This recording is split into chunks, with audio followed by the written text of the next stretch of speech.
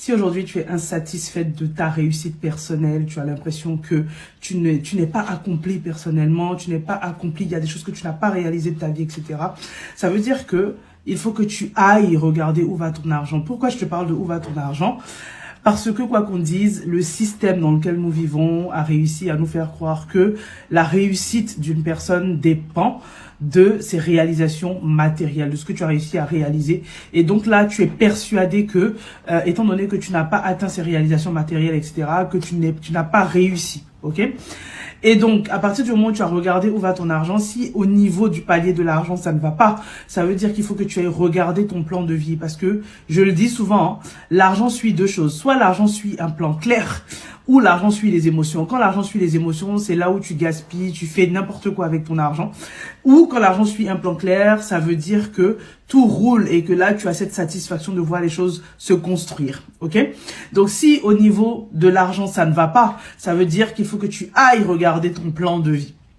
Le plan de vie, c'est quoi? C'est ce qui te permet de te lever tous les jours. Il doit être clair, il doit être carré parce que chacune de tes actions doit aller dans le sens de la construction, de l'accomplissement de ton plan de vie, ok?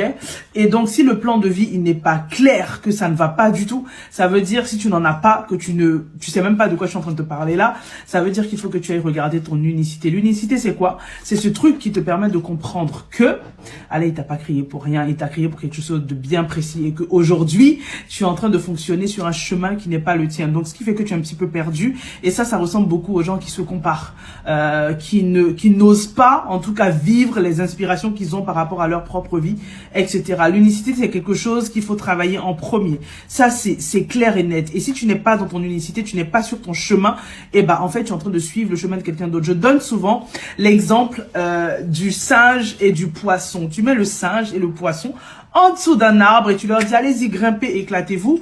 Le singe, il va monter, il va faire des pirouettes, il va tourner, etc. Le poisson, il sera en dessous de l'arbre, il saura même pas quoi faire, voilà.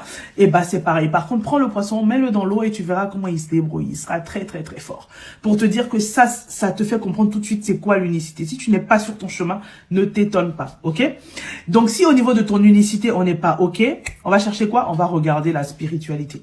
C'est-à-dire qu'au niveau de la spiritualité, ça ne va pas. Et je ne suis pas en train de te parler d'une spiritualité mécanique comme beaucoup peuvent le vivre aujourd'hui, c'est-à-dire ce truc où tu fais tes prières, mais parce que tu es obligé de le faire, tu vois, de façon mécanique, mais dans ta façon de vivre ta vie, il n'y a pas de sakina, il n'y a pas de tranquillité, il n'y a pas ce vécu spirituel où en fait tu es tellement sûr de ce que Allah est en train de faire de ta vie que tu es complètement aligné. Non, pas du tout. La spiritualité, elle est là pour être vécue. Elle n'est pas là pour être que sur de la lecture, sur des